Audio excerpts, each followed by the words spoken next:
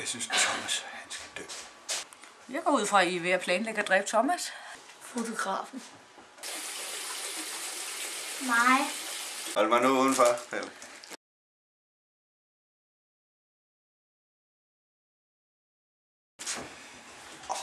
Skal han være en torso? Sådan en uden arme og ben, der bare ligger sådan og ryster på gulvet. Altså, jeg synes jo, det kunne være dramatisk, hvis han blev klippet i små stykker med minitraktoren. Stop kameraet ind i halsen på ham. Og bank det ned med en kæmpe stor slagja.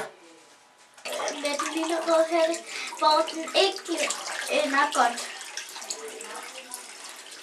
Hold mig nu udenfor, Pelle.